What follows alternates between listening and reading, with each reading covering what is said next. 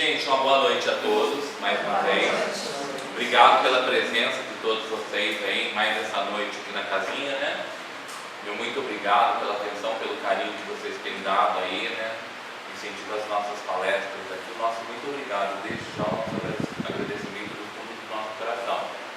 E assim, então, nesse momento a gente vai já, com a graça de Deus, né, começar a preparar para mais uma palestra, né, encerrando o ciclo, né, de palestras aí do mês de abril, né, que é o nosso mês espírita aí, e com muita alegria, né, os 4 domingos passou tão rápido, parece que ontem a Maria Helena estava aqui para iniciar, né, foi ela que iniciou a palestra falando sobre o bem e o mal, e hoje nós já estamos no último domingo do mês de abril, né, o tempo passa muito rápido.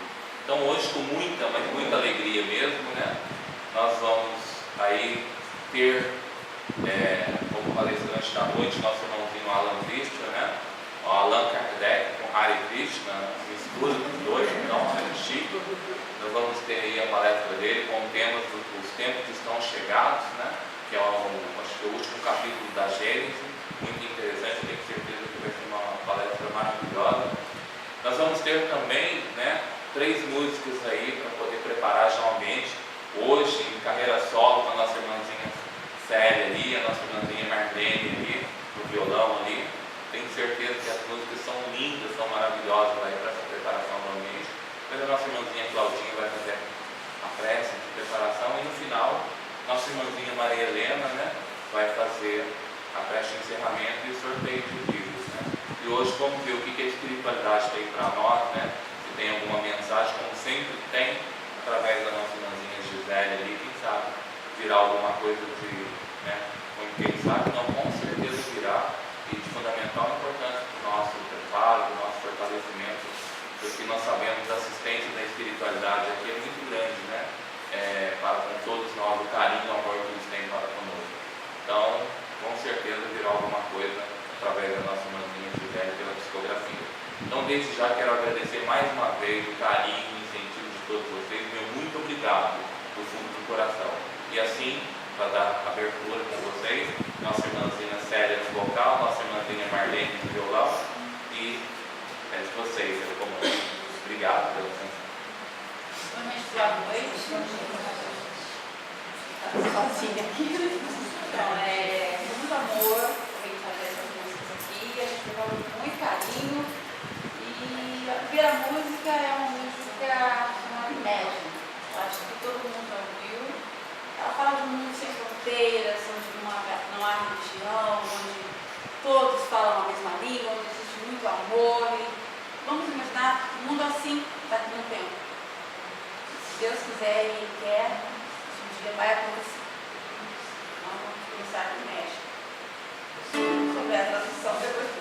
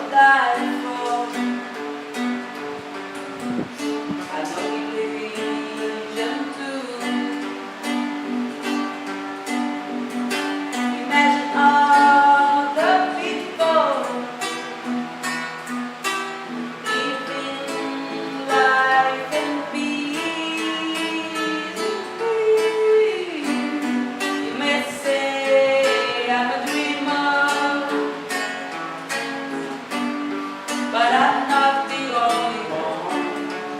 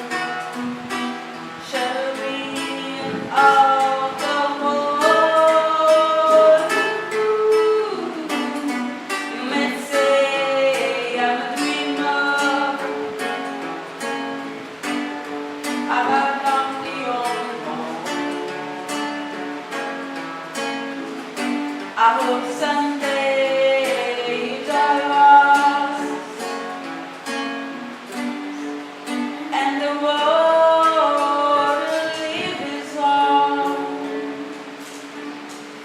É um mundo sem fronteiras.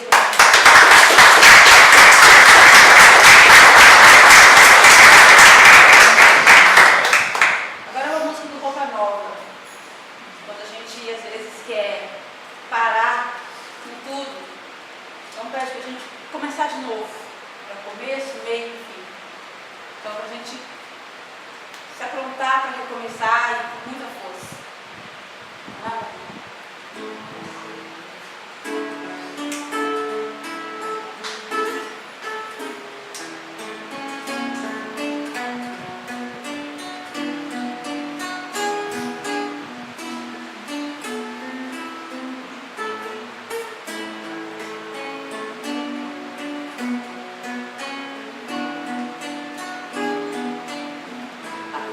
Tem sons pra gente ouvir, precisa aprender que um amor de verdade é feito canção, qualquer coisa assim tem seu começo, seu meio e seu fim.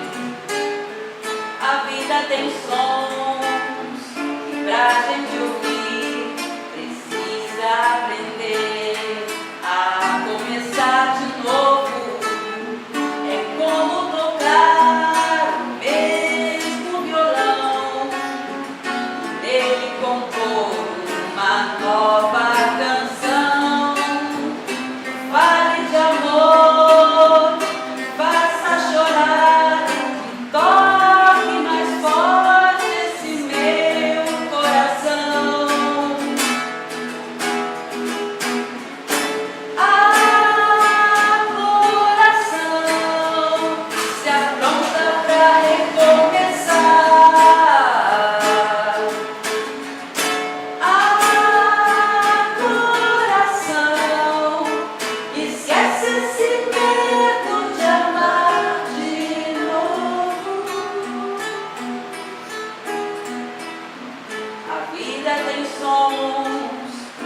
Pra gente ouvir, precisa entender que um amor de verdade é feito canção, qualquer coisa assim tem seu começo, seu meio e seu fim. A vida tem sons pra gente ouvir, precisa entender que um amor de verdade é como tocar o mesmo violão, nele compor uma nova canção que fale de amor, que faça chorar e toque mais forte esse meu coração.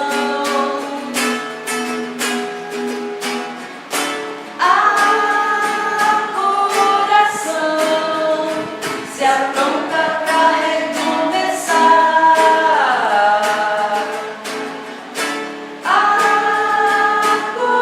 Coração, esquece esse medo de amar de novo. Coração, se apronta pra recomeçar.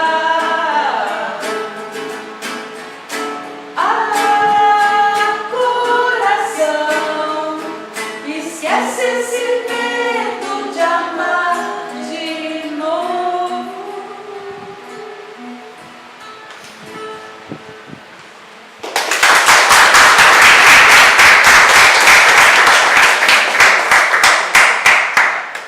Essa última música, ela é muito antiga, do meu tempo de menina, mas ela é muito linda, que eu jamais esqueci.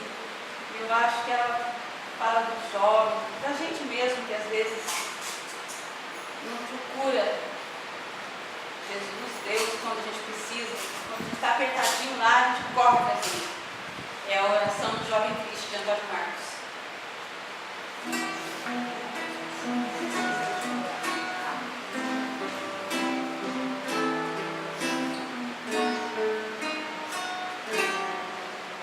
Eu queria falar em ti. Por isso hoje estou aqui. Eu sempre tive tudo que eu quis, mas te confesso, não sou feliz. Não saber nada de cinturão, toco guitarra, faço canção, mas quando eu tento me procurar, eu não consigo me encontrar. Escondo o rosto com as mãos e uma tristeza imensa me invade o coração. Já não sou capaz de amar, e a felicidade cansei de procurar.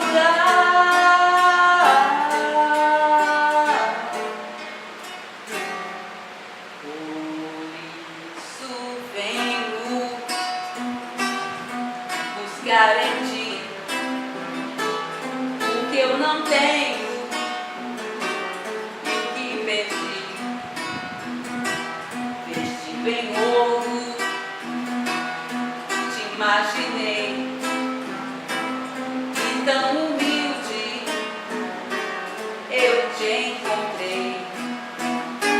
Cabelos longos iguais aos meus, tu és o Cristo, Filho de Deus. Tanta ternura em teu olhar, tua presença me faz chorar. Eu ergo os olhos para o céu e a luz do teu amor me deixa tão feliz. Se jamais acreditei, perdoa-me, Senhor, pois hoje eu te encontrei.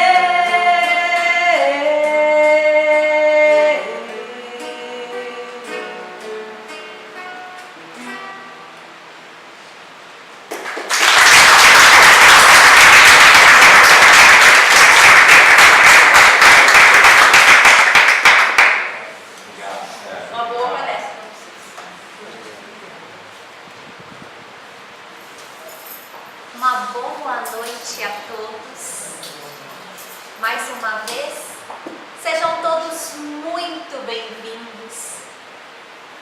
Em nome de Deus, esse Pai que com tanto amor, carinho, nos conduziu para que nesta noite nos reuníssemos aqui, nesta bendita casinha de amor e caridade. Meninas, Marlene, Célia, muito obrigada pelas belas canções.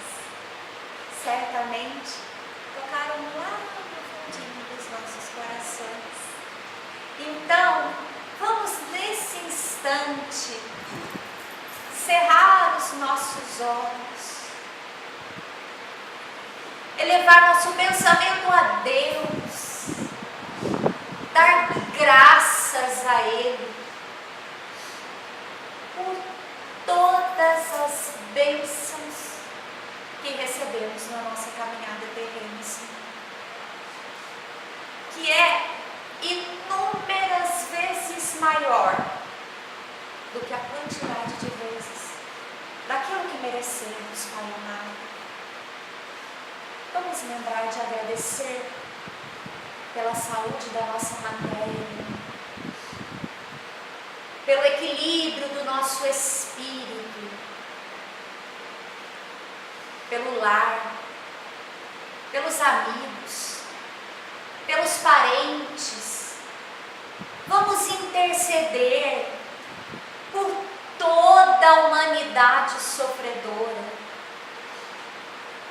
todos aqueles irmãos que conhecemos e sabemos que nesse instante passam por qualquer tipo de provação que seja. Vamos rogar à espiritualidade amiga, aos irmãos de luz, que possam ir ao seu encontro, abençoando, iluminando, protegendo, amparando, motivando, direcionando, para que eles possam se sentir mais fortes, mais plenos, para suportar, Senhor, com garantia, tudo aquilo que eles tiveram que passar. Vamos estender este nosso amor, o nosso pensamento para toda a humanidade sofredora, Senhor. Por todos os nossos irmãos desencarnados, Senhor, que ainda não se deram conta de espírito liberto da matéria, que compreendam a sua condição verdadeira, Senhor, que sigam o seu caminho, que busquem a luz, que busquem equilíbrio, que busquem discernimento, e que nós, que aqui nos encontramos, possamos germinar, fazer crescer cada vez mais a sementinha do amor que se encontra em nossos corações. Vamos espalhar amor, vamos abraçar, vamos doar energia positiva para todos aqueles que nós tivermos contato, estender ao máximo que nós pudermos as nossas vibrações, para podermos encontrar, vivenciar este mundo de paz tão almejado. Ó Senhor, sábio dos sábios, Pai de toda a criação, põe a doçura em meus lábios, a fé no meu coração, sol de amor que me conduz na vida em que me agasalho, encha meus olhos de luz e minhas mãos de trabalho. Dá-me forças no caminho para lutar e vencer, transformando todos os espinhos em flores do meu viver. Ó Pai, só não se esqueças de cada um de nós, nas bênçãos da compaixão, e guarda-nos, Senhor, em vosso coração, de paz e amor sem fim. E assim seja.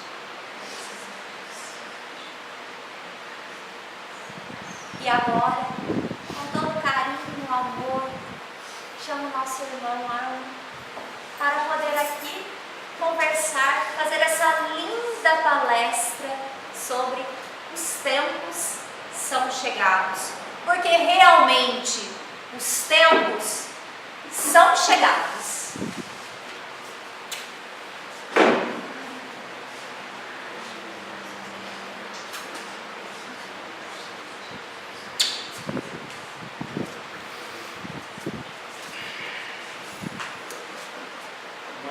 Uma noite a todos, encarnados e desencarnados presentes. Muito obrigado a todos pelas músicas, pela prece, pela presença. Eu fico me perguntando às vezes o que é que eu poderia falar depois disso que já aconteceu aqui. Depois destas músicas reflexivas, depois desta prece, que já nos coloca em profundas reflexões acerca de tudo aquilo que nós aqui hoje diremos em suma. Que embora nós utilizaremos um ponto específico, mas em última análise todos nós estamos aqui a falar de amor, aquele amor que só de pensar fica difícil de dizer, ao lembrarmos do Mestre dos Mestres, que aqui esteve amando-nos e continua a nos amar, até porque todos nós estamos aqui reunidos em nome dele, nesta casinha bendita, a qual com muito carinho nós estamos aqui mais uma vez a conversar. Por isso, de antemão, muito obrigado a todos. Muito obrigado pela caridade que me prestam de estarem todos aqui presentes. Eu não diria apenas a me ouvir, mas também a refletirmos conjuntamente, aí também a dialogar. De antemão deixo aberto para quem quiser fazer alguma observação, alguma pergunta, para que de fato o que nós realizemos aqui hoje seja um diálogo, pois os tempos são chegados e não há mais tempos de subjugações, de impositividades, há tempos de dialogarmos, de construirmos aquilo que todos nós já sabemos e já decidimos que queremos construir, queremos aprimorar, que em última análise é o amor do Mestre. Bom, como eu poderia ficar dizendo sobre muitas coisas, para eu não divagar muito e não me perder, eu trouxe um tema para nós conversarmos hoje, baseado aqui no 3º ciclo de palestras, que vem a rememorar, homenagear a obra do professor Hippolyte Léon Denis Rivail, conhecido Allan Kardec. Sempre faço esta menção porque Allan Kardec já possuía dezenas de obras como educador. E aos 50 anos de idade, ele envereda por um trabalho que ele diz agora ser uma educação para o espírito imortal. Ele então, até então educador, pedagogista, decidido a conhecer o homem em suas necessidades e desbravar aquelas necessidades no intuito de satisfazê-las, agora ele aprofunda e vai ainda mais buscar uma educação do espírito imortal. Surge então a doutrina espírita. Hoje nós falaremos dos tempos são chegados, o último capítulo da última obra basilar de Allan Kardec, a Gênese, os milagres e as predições segundo o Espiritismo. De certo modo, este tema nos foi oportuno porque é o último tema da obra e da última obra basilar de Allan Kardec. E como tudo que Allan Kardec desenvolveu e realizou, tudo meticulosamente planejado, organizado, para que tudo tivesse um objetivo bastante específico. Findando uma vez que foi organizado para que eu falasse aqui no último dia, no último encontro, talvez nada mais propício que falarmos do último capítulo que Allan Kardec inteligentemente organizara para que fosse assim encerrada a obra basilar, que em última análise vai nos apresentar a noção de que para Deus o passado e o futuro são presente. Então nós vamos aqui refletir alguns pontos, lembrando que são alguns pontos, digamos assim, que nós colocamos como em destaque, porque toda a obra é muito importante, todos os tópicos nos levam a profundas reflexões, e nós separamos apenas aqueles que nós julgamos ser pertinentes para tratarmos aqui hoje.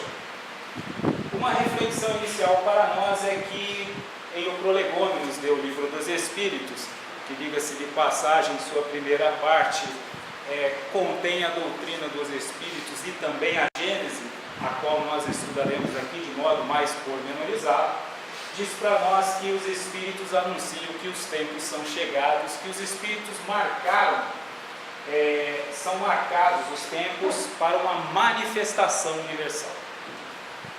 Observe que eu coloquei em caixa alta manifestação universal, porque o que está a ocorrer é uma manifestação universal. O que antes acontecia de modo isolado, em povos isolados, em regiões isoladas, hoje acontece de modo universal. Mais especificamente com o advento da tecnologia, período pós-revolução científica tecnológica, hoje acontece tudo o tempo todo, em tempo real. Nós estamos aqui a conversar, a dialogar, sendo transmitido ao vivo para qualquer pessoa em qualquer parte do planeta Terra que tenha acesso à internet.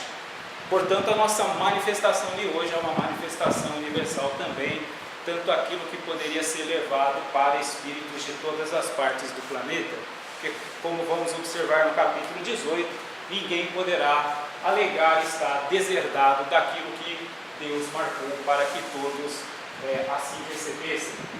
Isso então iria abrir uma nova era para a humanidade. Então essa é a nossa reflexão inicial. E lembrando que o que nós estamos aqui hoje realizando não é exatamente uma palestra, né? É apenas um convite a um seminário, porque o que nós trataremos aqui são aspectos, assuntos da mais alta magnitude, da mais elevada importância para nossas vidas, espíritos imortais que somos. Então nós não estamos falando aqui apenas de necessidades e aspectos transitórios do nosso cotidiano, e sim sobre nossa realidade de espíritos imortais, dos quais nós nos perdemos em consciência a sua origem. Então nós estamos apenas a convidar para um seminário sobre a obra Gênese, sobre nossa noção de os tempos são chegados. E hoje às 21 horas entrará no ar uma série de vídeos que eu havia separado para refletirmos sobre o tema. Está ali logo na entrada o link, quem quiser explorar depois mais o assunto, quiser estudar, fazer perguntas, participar. Então nós estamos aqui iniciando um seminário sobre a Gênese, os milagres e as predições segundo o Espiritismo.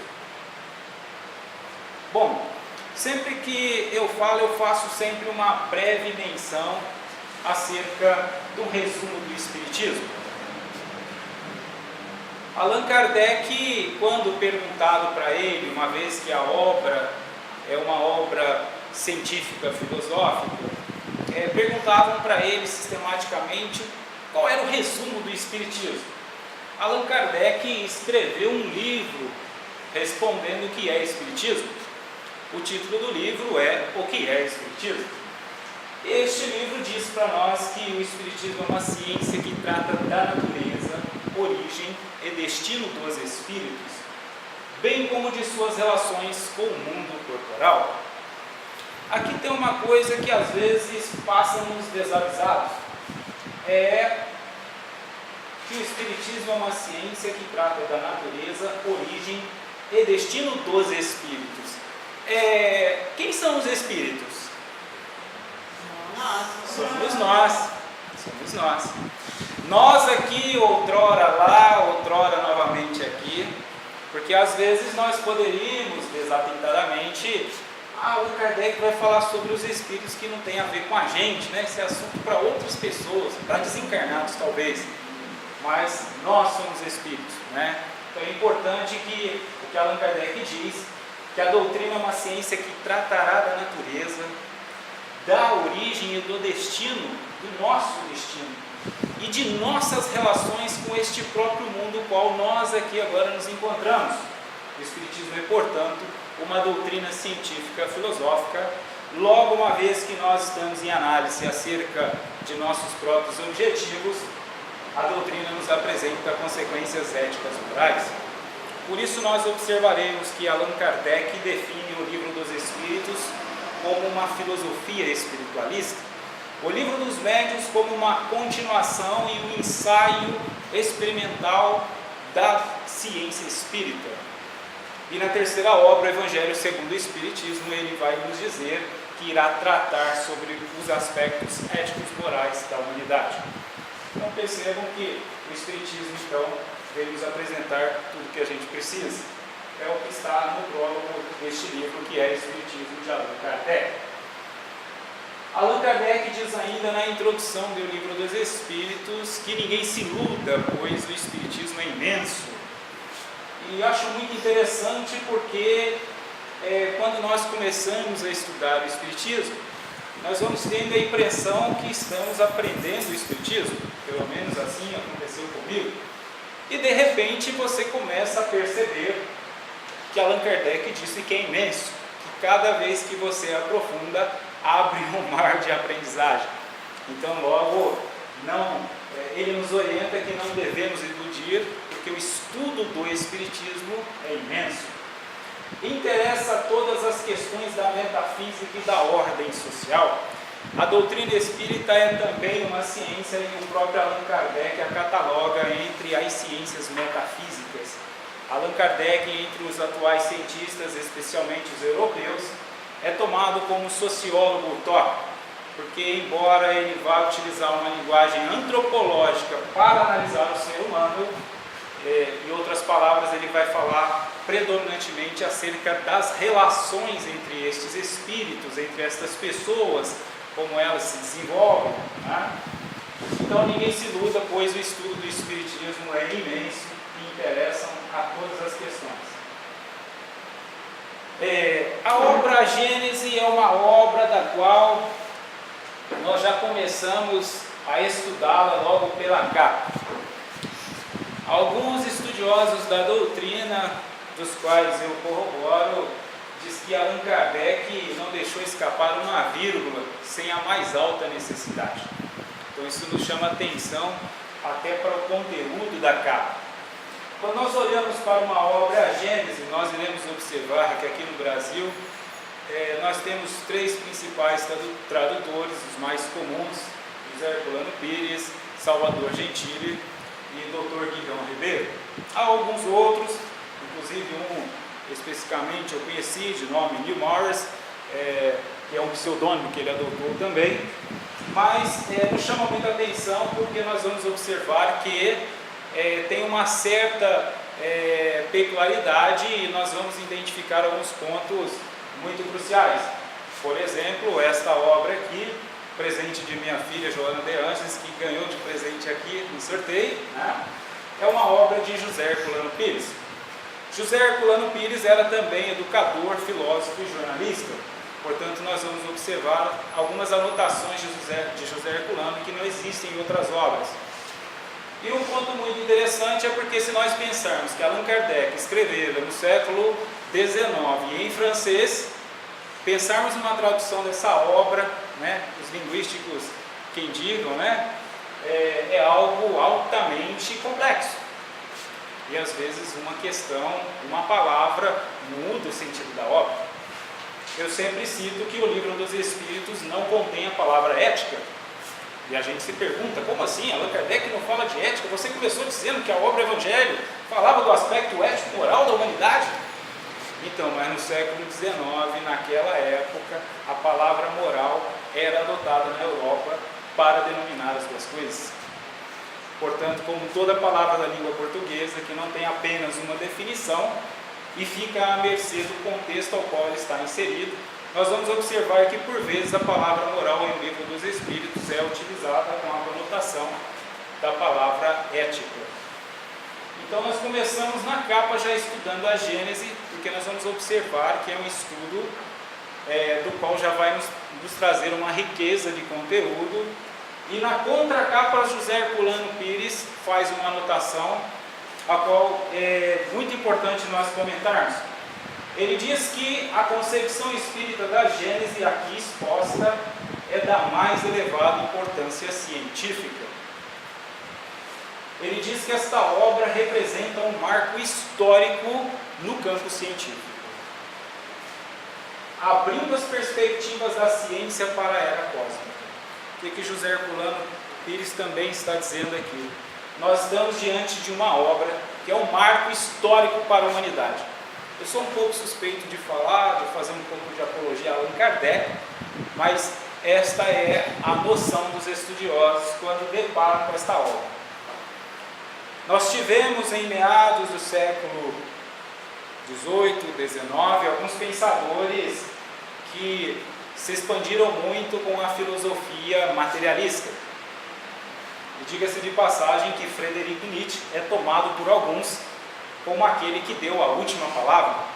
Ninguém sobrepôs o que Nietzsche disse sobre o materialismo matou Deus. Allan Kardec, inteligentemente, foi isso que José Herculano Pires percebeu, não foi atingido por Nietzsche. Porque ele catalogou e assim ele colocou a doutrina espírita no campo das ciências, não apenas da filosofia. E isso então foi um grande marco histórico, porque nós não estamos falando de filosofia, teologia, nós estamos falando de uma doutrina científica filosófica, da qual também ciência ela tem como guardiã digamos assim, de seu ideário a própria ciência. Por isso Allan Kardec diz que se a doutrina tiver algum ponto que está na contramão da ciência, que a ciência não corrobora, ela abandonaria este ponto. O que nunca aconteceu, porque Allan Kardec, a desenvolvendo como também ciência, ela nunca vai contradizer a ciência. Tá? E Allan Kardec faz uma anotação na folha de rosto que também é muito interessante para nós e nos traz muitas informações acerca da obra. Na folha de rosto há 4 parágrafos, dos quais há mais ou menos 15 anos atrás, quando eu li esta obra pela primeira vez, me perguntei por que uma obra dividida em 3 partes possui 3 tópicos para denominar, para elucidar o frontispício. E com o passar do tempo fui percebendo, e alguns outros colegas que estudam a doutrina também perceberam, que Allan Kardec, ao dividi-la em 3 tópicos, o primeiro tópico da folha de rosto, ele diz que ela é a resultante do ensino coletivo e concordante dos espíritos. O que Allan Kardec vai chamar também de universalidade dos saberes. Ou seja, é uma doutrina que não dá para contestar. Ele vai dizer então que a ciência, na primeira parte da Gênese, que a ciência é chamada a explicar a Gênese segundo as leis da matéria. Allan Kardec, então, vai falar sobre os milagres. Allan Kardec vai dizer que Deus prova sua grandeza e seu poder pela imutabilidade de suas leis e não por sua suspensão. Alguns tradutores utilizaram o termo abrogação, derrogação, revogação. José Herculano Pires utilizou o termo suspensão, e é muito interessante, porque Deus teria o poder para alterar suas leis a hora que ele quisesse, só que ele coloca, Deus não suspende, ou seja, ele não altera, ele não suspende, por quê? Porque são leis perfeitas. Se são perfeitas, não necessitam de reajustes conforme o andar da carruagem. E aí às vezes nós poderíamos pensar, mas vamos refletir brevemente. Um milagrezinho de vez em quando ia muito bem? Será mesmo?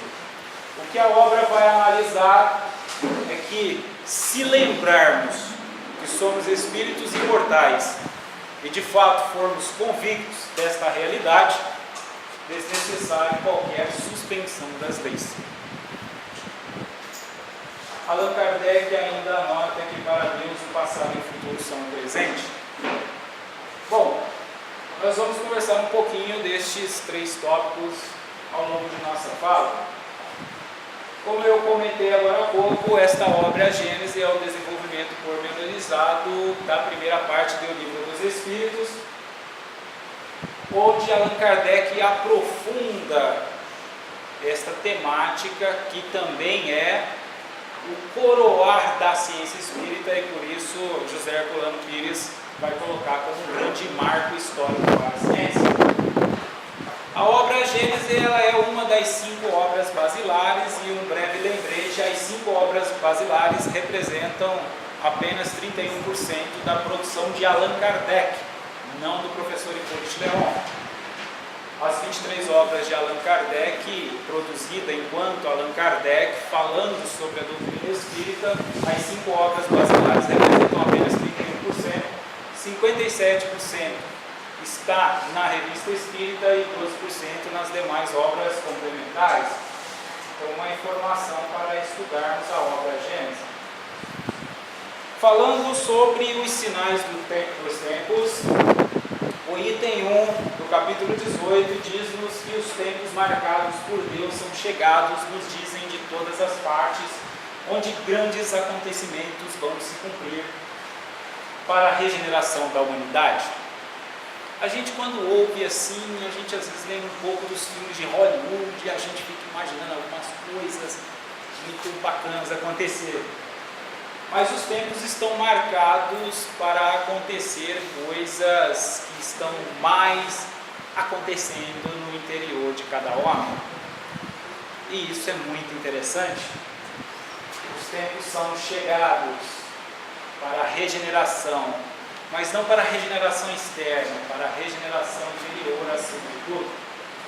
O item 2 vai nos dizer que tudo é harmonia na criação, tudo revela uma previdência que não se desmente nem nas menores nem nas maiores coisas. Olha o que diz o item 2. Os tempos são chegados de sabermos que tudo é harmonia na criação. E alguém me diria, Alan, como assim? Você não viu o jornal hoje pela manhã? Como é que é? Me explica melhor esse assunto. Então vamos conversar sobre este assunto. Como Allan Kardec coloca na primeira pergunta do Livro dos Espíritos, que é Deus, vamos antes de tudo perguntar o que é harmonia. Nós temos uma tendência natural de tomarmos a definição de uma palavra como algo absoluto, esquecendo que a língua portuguesa tem uma coisa chamada polissemia, que uma palavra pode ser muitas palavras, vai depender do contexto. Então, o que é a harmonia? Há mais de 10 definições comuns, porque há tantas outras conforme os contextos. A harmonia é uma disposição bem ordenada entre as partes de um todo. Então nós vamos observar que a harmonia é uma disposição bem ordenada entre as partes do todo. Nós vamos observar também que a harmonia tem também como definição proporção, ordem, simetria. Então nós estamos falando em proporcionalidade, em ordenamento, em simetria. Também acordo, conformidade, concordância e concórdia. Bom, mas não é tudo a mesma coisa? Não. Depende muito do contexto e da definição.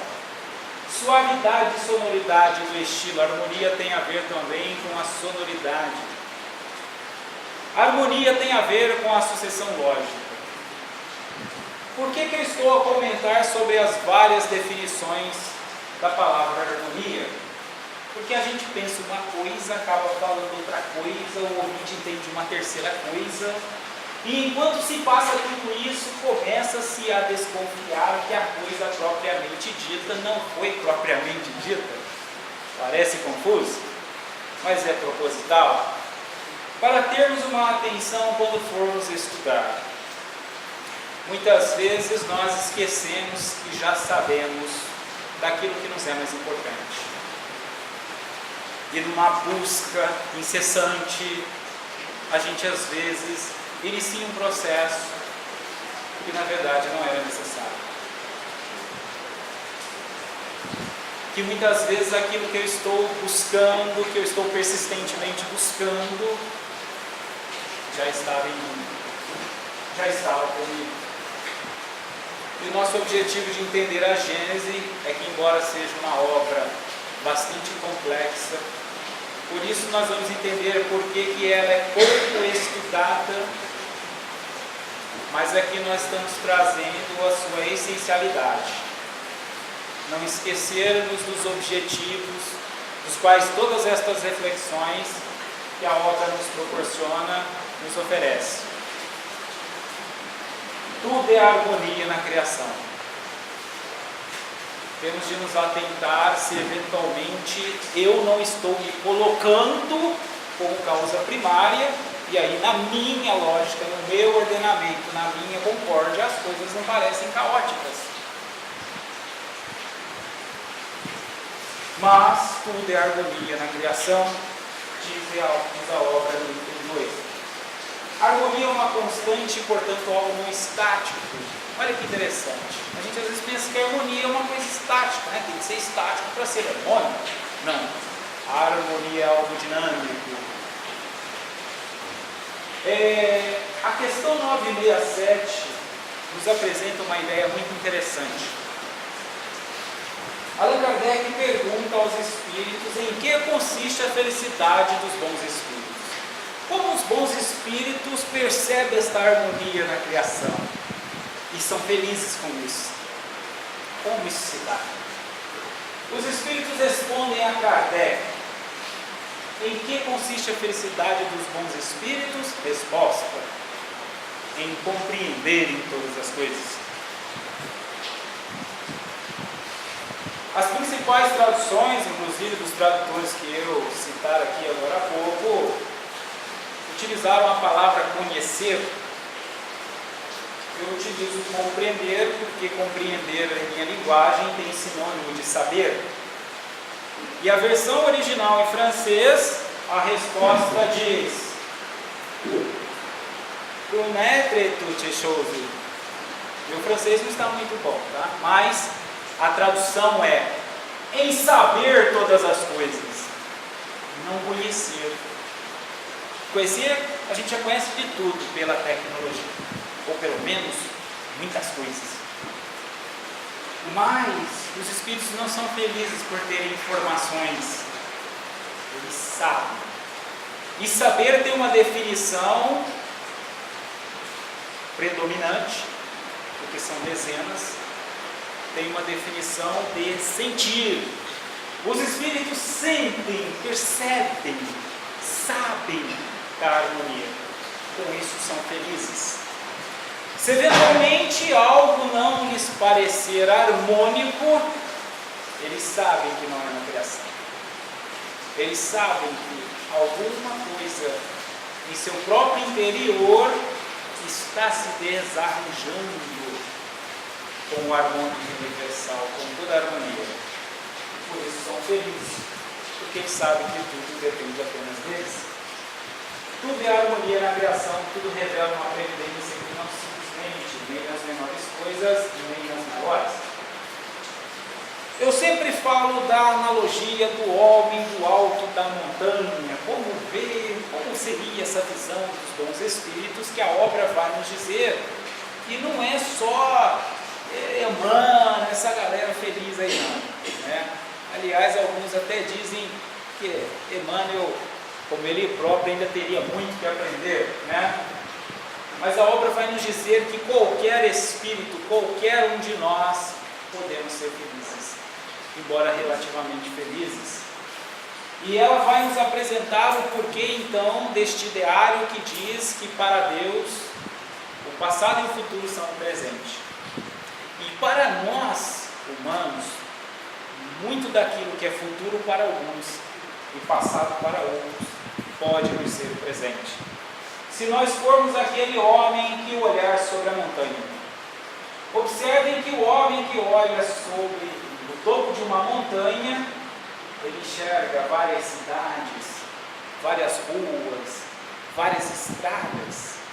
Para as pessoas que estão lá nas cidades, nas estradas, elas não enxergam outras cidades, outras estradas, outras pessoas. O homem que olha do topo da montanha, de um lugar mais alto, o que é futuro para um, para ele é o presente. Suponhamos que numa estrada sinuosa há dois veículos em sentidos opostos ou em mesma direção.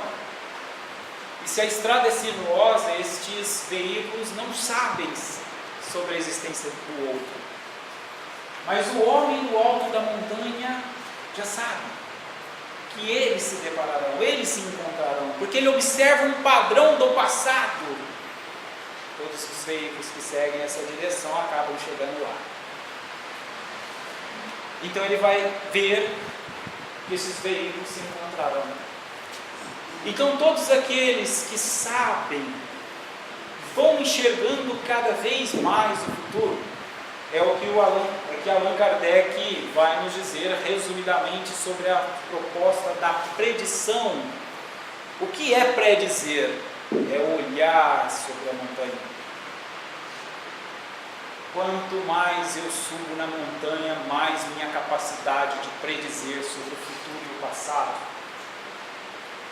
Porque magicamente não dá. E por que não dá?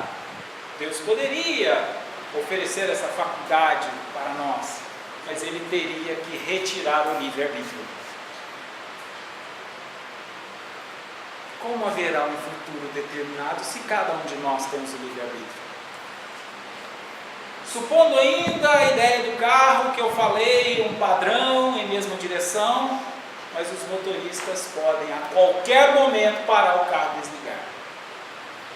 podem mudar a direção de sua viagem a hora que quiserem. Basta escolher, decidir,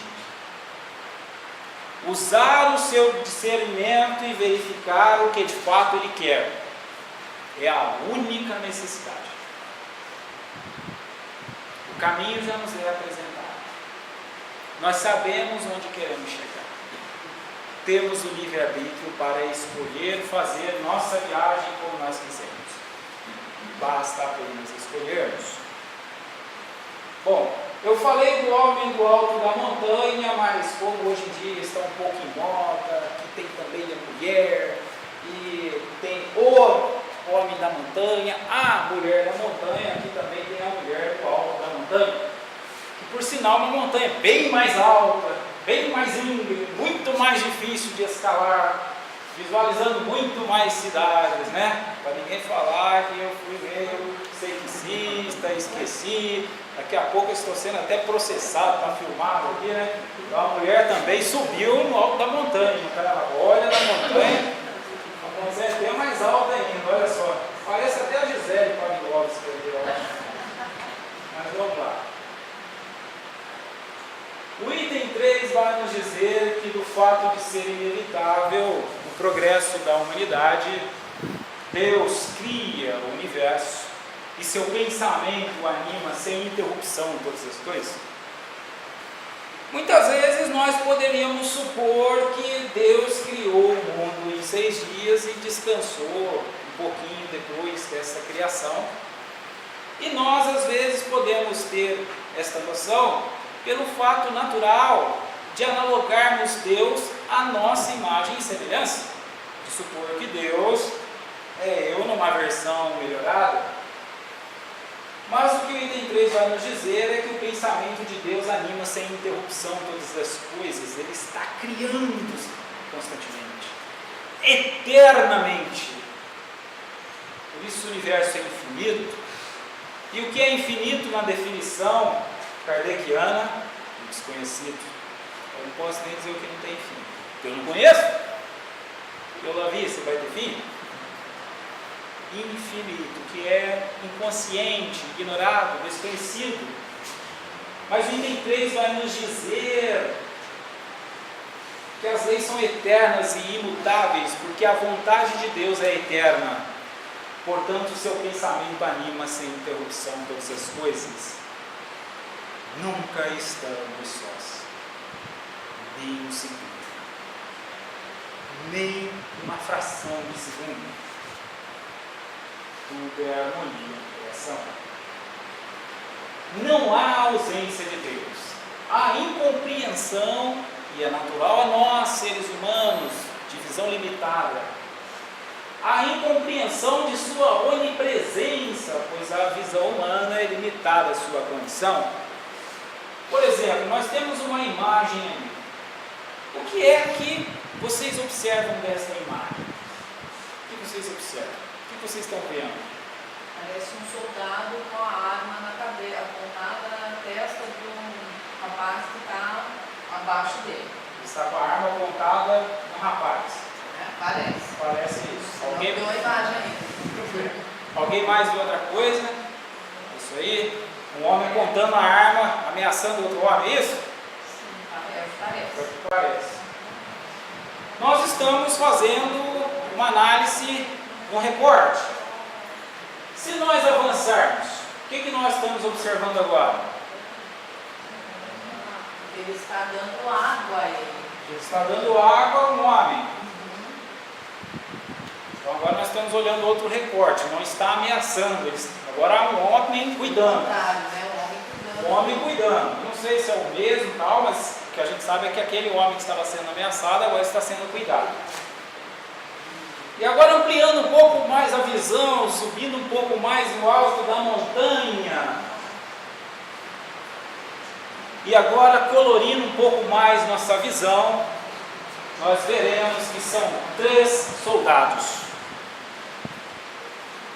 Onde um está segurando o homem e a arma está apontada ocasionalmente, sem intenção, bem pelo contrário, aquele que porta a arma está auxiliando o homem a ser cuidado pelo outro que está tomando água. E se nós nos perguntássemos ainda, Aula, mas harmonia na criação, nós estamos vendo soldados. Até porque agora, com cor, eu vi que o homem que está sendo cuidado é também um soldado. Ele também porta um uniforme verde. É também um soldado. Nós estamos falando de homens de guerra. Então nós estamos vendo a imagem do caos, da guerra. Bom, há muito mais verdades além de nossas verdades, pois sabemos olhar minúsculos e ínfimos recortes do todo. Porque olhando um pouco mais no alto da montanha, nós veremos esta outra imagem. Quem se recorda desta imagem, desta foto? Alguém aqui se recorda? Ninguém lembra de 14 de agosto de 1945? Que isso?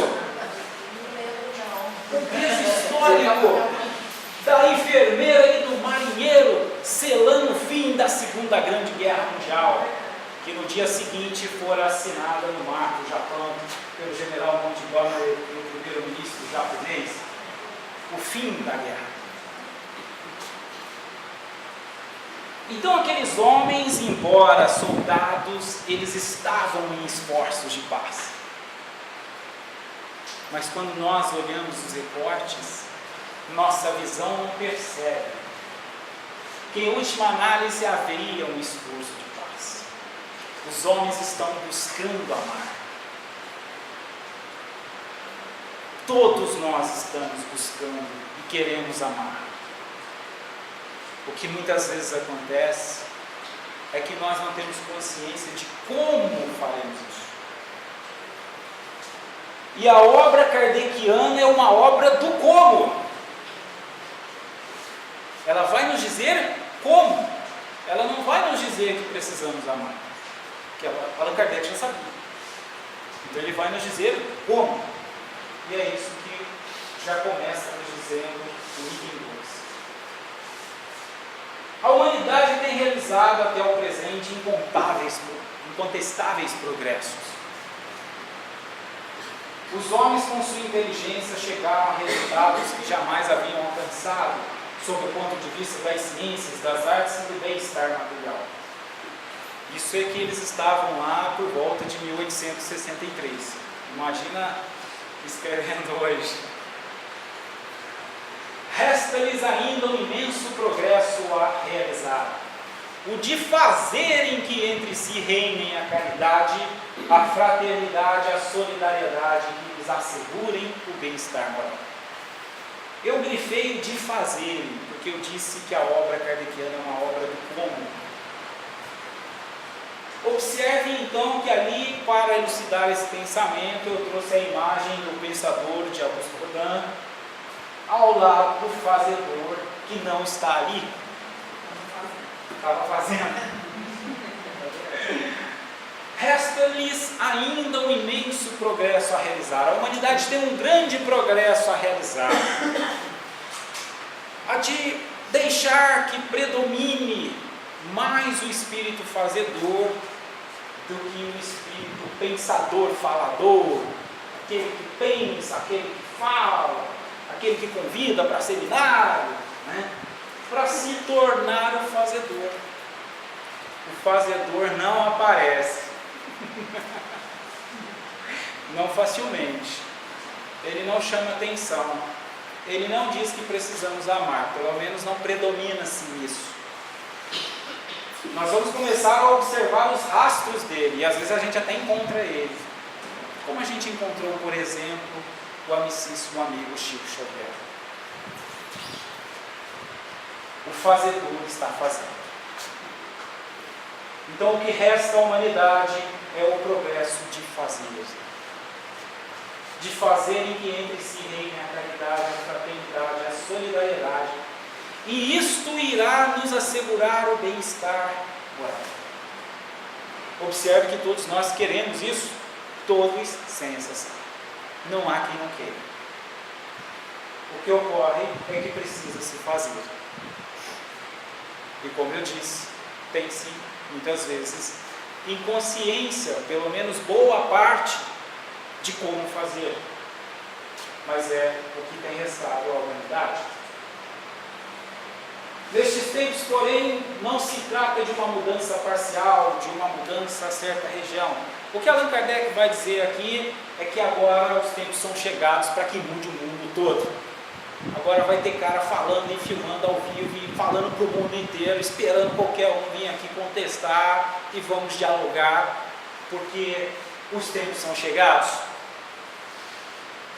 Não é mais uma mudança a certa região, agora é uma mudança mundial, é universal, é um movimento universal que opera-se no sentido de um progresso moral. Uma nova ordem de coisas tende a estabelecer-se. E quem são os homens que se oporem a isso estarão apenas trabalhando em favor disso. Algo fantástico nessas leis perfeitas. Lei do progresso. Ninguém impede o progresso. Como Allan Kardec anota no Livro dos Espíritos, serão arrastados de roldão por uma torrente aqueles que tentarem impedir o progresso. O que ele faz é apenas um movimento de impulsão, é um empuxo. Ele pensa que ele vai opor, de repente ele está ali só colocando energia para as coisas acontecer mais rapidamente, depois que ele for esmagado. E aí o que sobra dele ajuda a dar impulsão. Lógico que eu estou aqui numa expressão metafórica para lembrar coisas do tipo do Alto de Fé de Barcelona, quando Allan Kardec envia 300 obras, o bispo da Espanha manda queimar. E Allan Kardec, alguém culto, de família de juristas, diz: eu vou processá-lo, tenho todo o direito, já estamos no século XIX, o direito já avançou e tal, vamos processar o bispo. E os espíritos dizem algo mais ou menos assim: Allan Kardec, relaxa, isso aí vai dar ibope, vai ter um cara em 2019 lá falando disso aí, ou isso aí vai, se você processar, ninguém vai ficar sabendo. Isso vai dar ibope, deixa ele botar fogo, tranquilo, porque ninguém impede o progresso. Ninguém, apesar do mau grado, apesar de tentar impedir, o que acontece é que todos aqueles que se oporem apenas corroborarão com o progresso moral da humanidade. Uma mudança tão radical como se está elaborando não pode realizar-se sem comoções. Mas aqui um ponto muito interessante, porque tem também as grandes mudanças físicas, mas não é mais o tempo disso. Os tempos destas grandes mudanças, catástrofes climáticas e tal, já passaram. Agora são as mentes que se agitam. Porque agora eu coloco minha ideia no Facebook e alguém vê lá do outro lado. Ele, quando lê aquilo, ele coça a cabeça: ai meu Deus do céu, isso aqui, as mentes se agitam.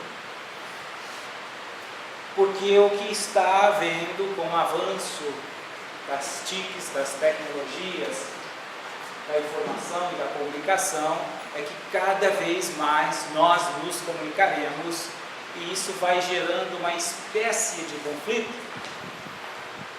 vai gerando uma certa angústia. Por isso, algumas pesquisas vêm mostrando que o uso de rede social está associado à depressão, ou pelo menos o aumento da depressão, ou a propensão a uma depressão, exatamente porque eu vou deparar com muitas informações, com muitas ideias que se agitarão no meu interior. Então, agora os tempos são chegados para estas grandes lutas de ideias que surgirão com graves acontecimentos. Mas, como eu disse, não apenas aqueles acontecimentos externos, internos. Hoje não são mais as entranhas do planeta que se agitam, são as entranhas da humanidade. Eu trouxe uma imagem aqui que mostram dois homens no mesmo barco, remando em sentido diferente. Eu não vou dizer necessariamente o oposto,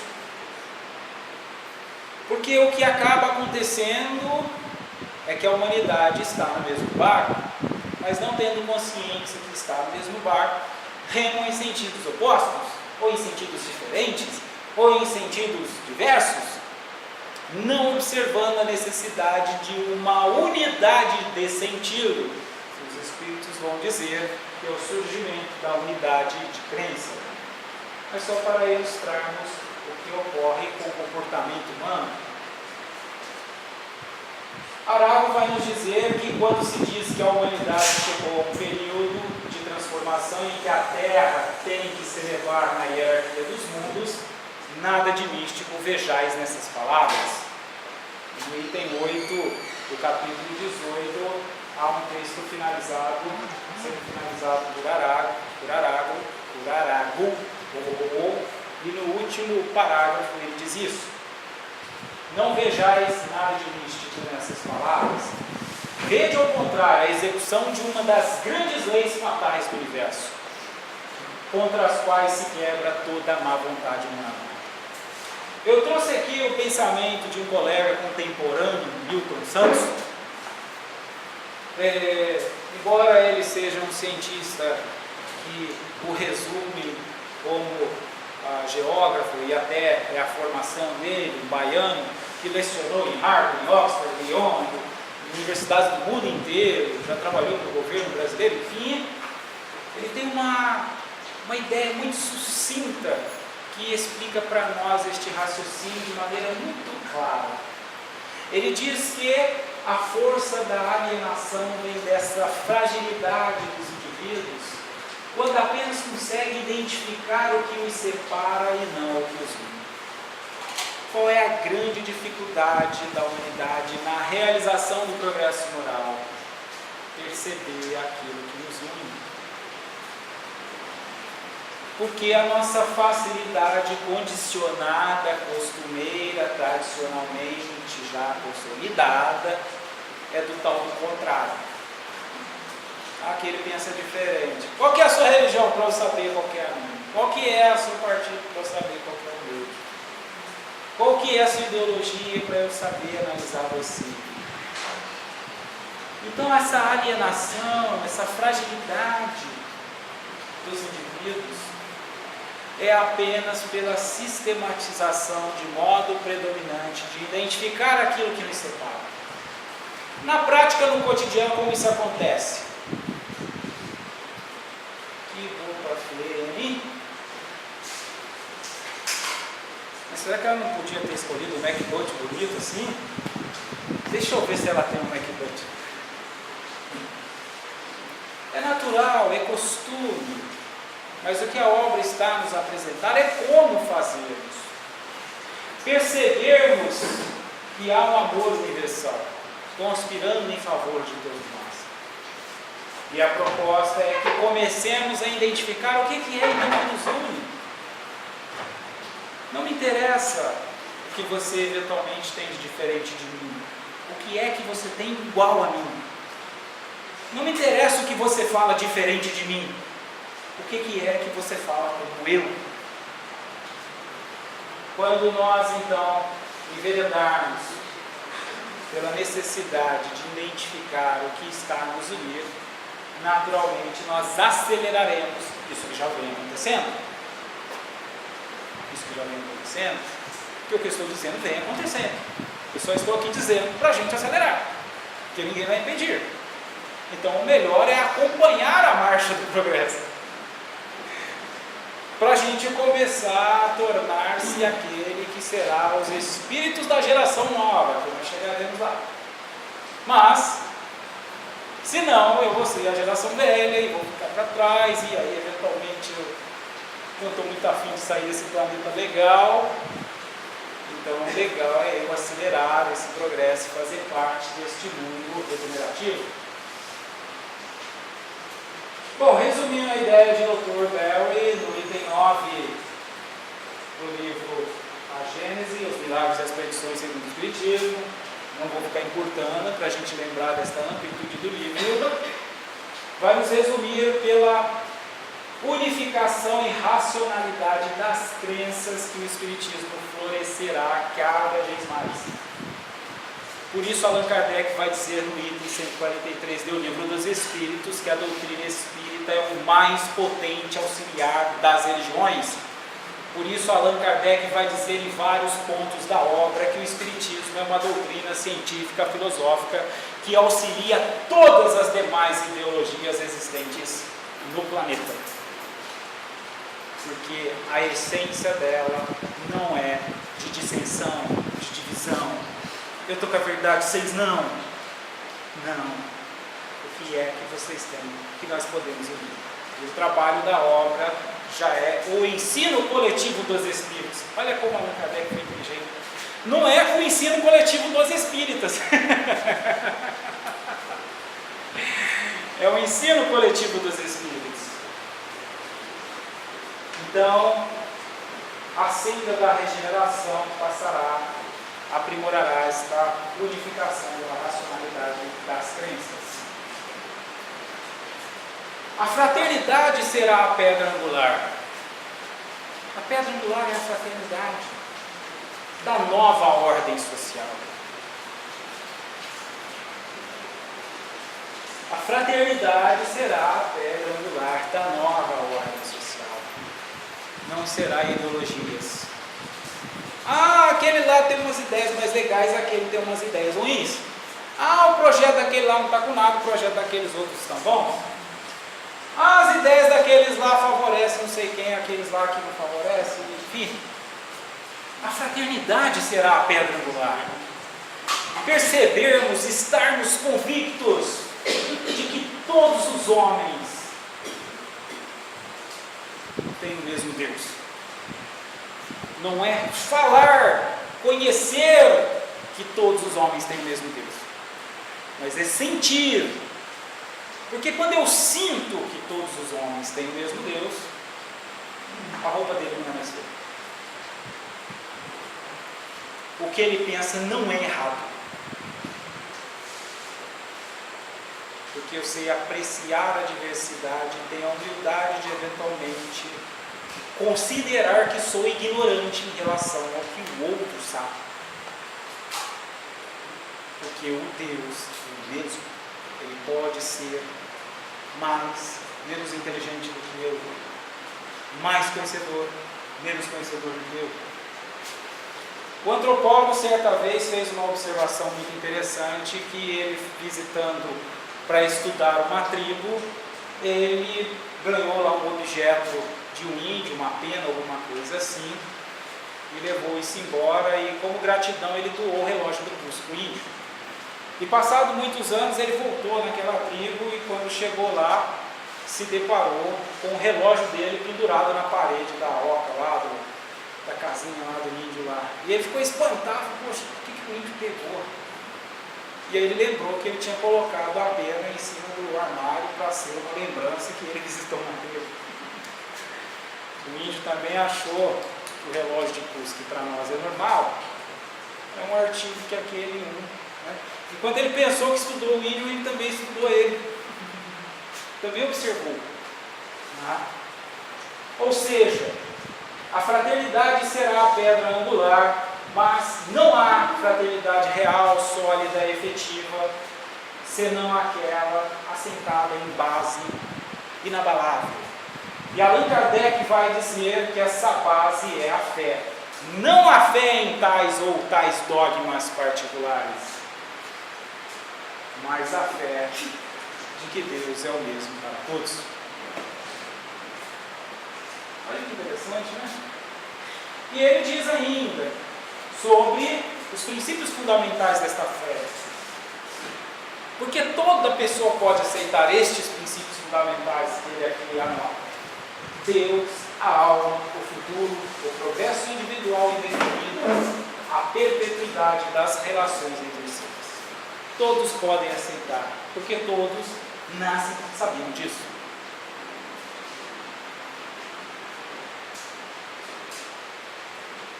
Deus, soberanamente justo e bom, nada de injusto pode querer, porém, todos se considerarão filhos de um mesmo Pai e se estenderão as mãos uns aos outros.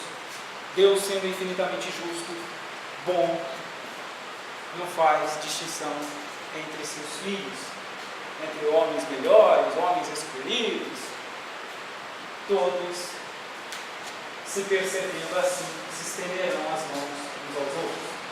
A unidade de crença será o laço mais forte, está anotado no item 19, o fundamento mais sólido da fraternidade universal. E quando tiver essa unidade de crença, a gente não vê ninguém para combater, destruir. Apenas percebemos irmãos a serem amados.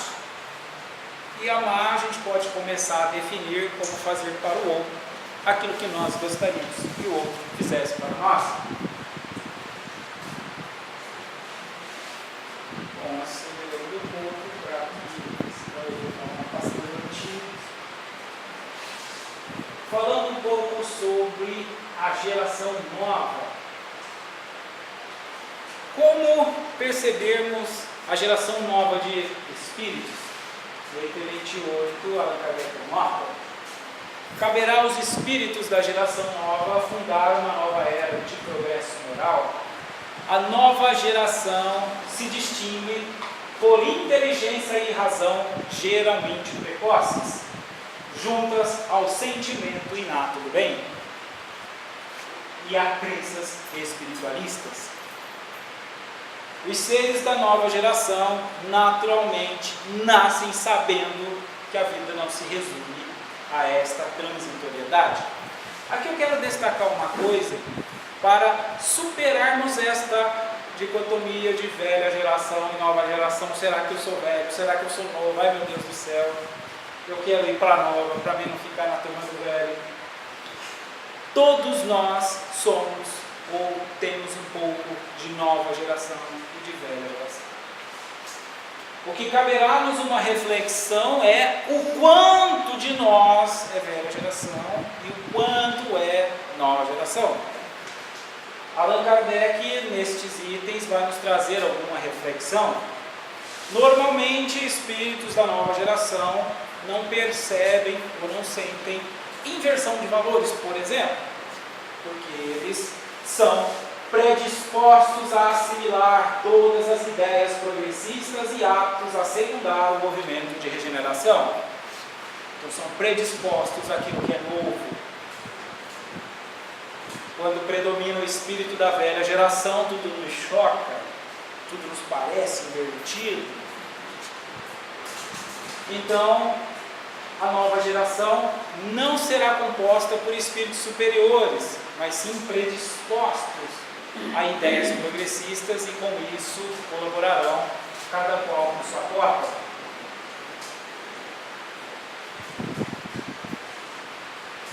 Para o materialista, os flagelos destruidores são calamidades sem compensação.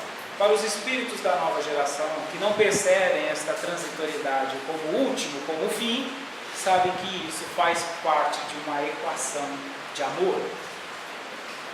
Então, para eles, é indiferente se morre um homem, se tem uma catástrofe, porque o objetivo é amar, realizar o melhor, compreende o objetivo de todas as coisas e não ignora que os homens não perdem nada de morrer juntos ou separados, mas que eles deixam de ganhar quando deixam de amar-se.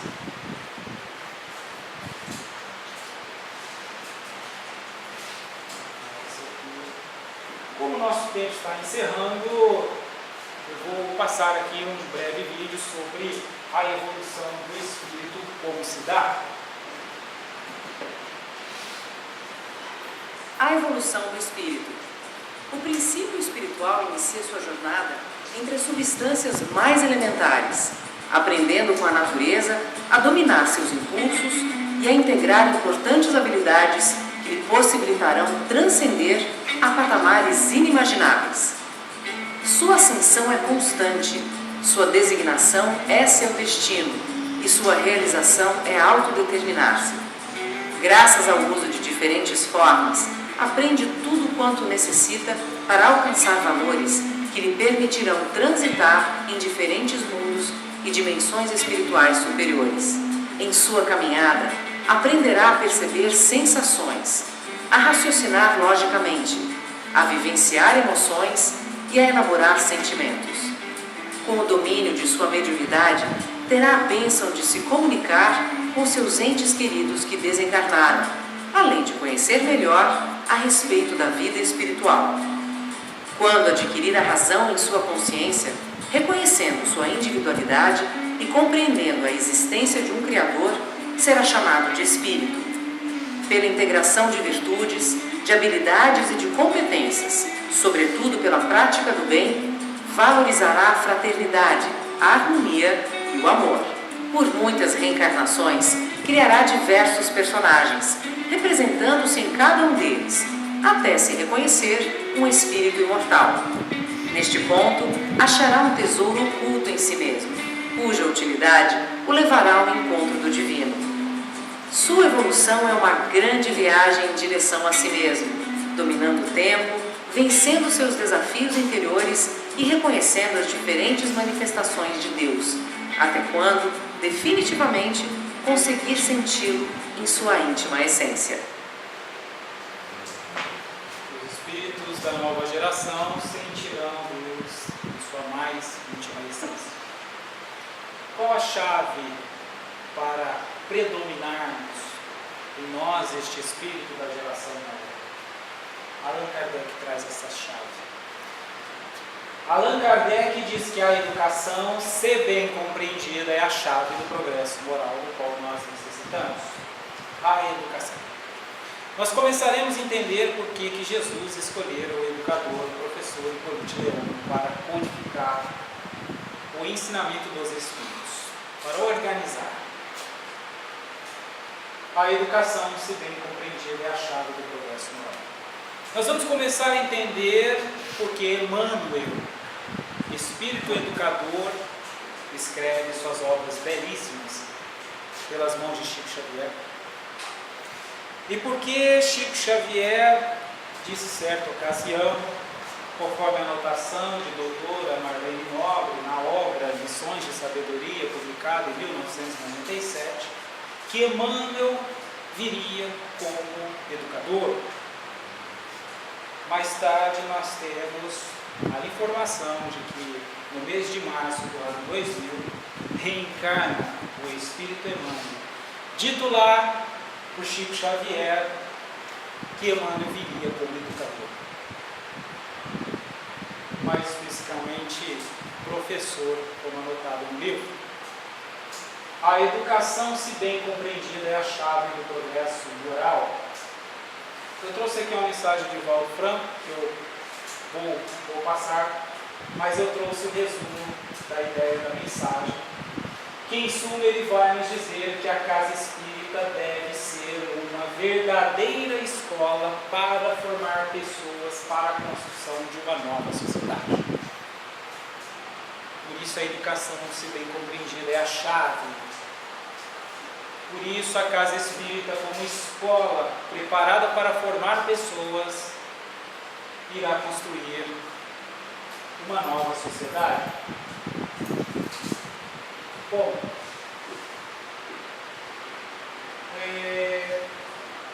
a nossa conclusão é de que tudo é harmonia na criação.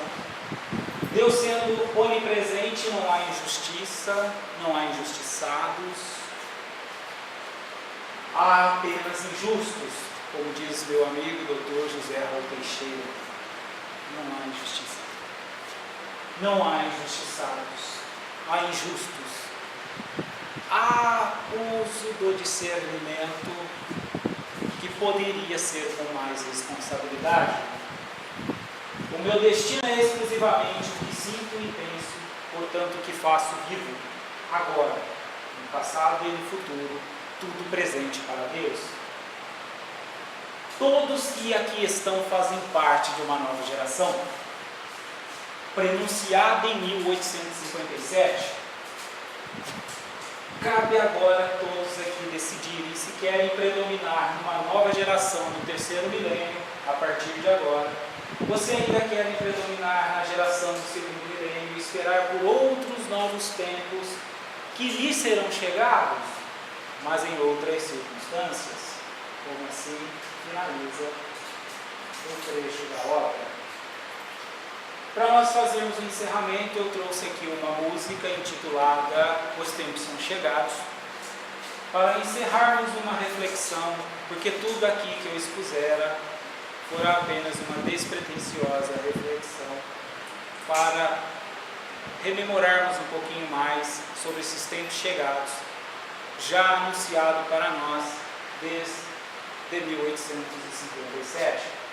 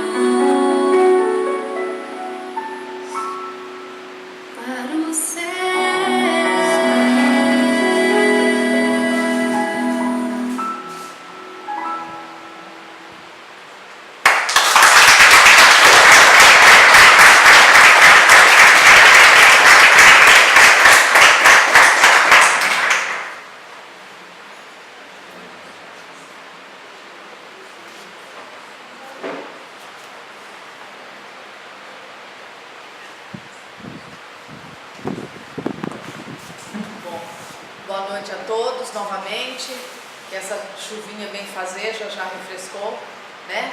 e mais esse refrigério nas nossas almas, né, nos nossos corações, depois desse aprendizado.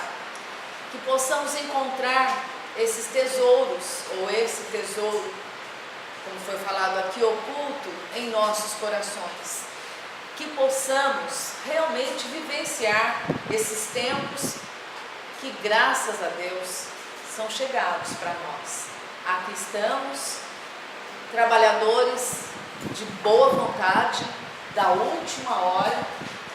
Não foi por acaso que nascemos nesta época, né, de transição planetária, como todo mundo fala, todas as religiões, doutrinas. Então vamos arregaçar mesmo as nossas mangas e fazer de cada dia, cada presente que Deus nos dá, um recomeço. Não vou me adiantar muito, devido ao adiantado da hora, né? Mas então vamos cerrar os nossos olhos para agradecer. Agradecer em primeiro lugar a Marlene e a Célia, que tão bem prepararam o ambiente, a prece da nossa irmã Cláudia, a esses conhecimentos e esses ensinamentos trazidos pelo Alain, que possamos refletir bastante sobre eles. Temos todas as condições, está tudo gravado na nossa consciência, mas é preciso exercitar, fazer o bem. E agradecer desde já a mensagem, as mensagens trazidas através da nossa irmã, da Gisele, na psicografia. Agradecer aos nossos anjos da guarda, a nossa mãezinha maior, Maria Santíssima, a Terezinha de Jesus, a patrona desta casa, que nos acolhe com tanto carinho. Agradecer a espiritualidade amiga e benfazeja, ao nosso modelo e guia, ao sublime e suave Rabi da Galileia, Jesus, e agradecer imensamente a Deus que nos dá essa oportunidade e esconde em nossos corações esses tesouros preciosos. Ó Senhor, sábio dos sábios, Pai de toda a criação, ponha doçura em meus lábios e a fé em meu coração. Sol de amor que me conduz na vida em que me agasalho, enche os meus olhos de luz e as minhas mãos de trabalho. Dai-me forças no caminho para lutar e vencer, transformando todos os espinhos em flores do meu dever. Ó Pai, não te esqueças de mim nas bênçãos da compaixão. Guarda-me em teu coração de paz e de amor sem fim. E que assim seja, graças a Deus.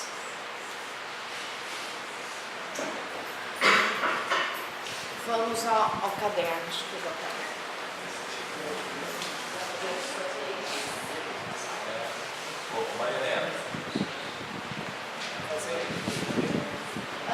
A leitura das mensagens. Pode ser, legal. Ô Maria, não era melhor ler? Sim, depois sorteio, tá. Aproveitar que estamos no momento. Por favor. Nós todos aqui sempre temos muito a lhes falar. Nós todos aqui, incumbidos ao auxílio de sua evolução, estamos sempre ansiosos por uma oportunidade de comunicação mais direta e diria até mais material, apalpável aos seus olhos, sendo assim mais verossímil até para os menos crentes. Afinal, não adoraria todo pai poder escrever ao filho um manual, uma cartilha do melhor viver, evitando a este assim os sofrimentos e os atos falíveis da vida? Assim como também não adoraria o professor ensinar ao aluno todas as técnicas e segredos para melhor usar suas fórmulas nas praticidades de estudo ou trabalho? Aquele que com o coração ensina, sempre anseia pela evolução daquele a quem ensina, da maneira mais doce ou menos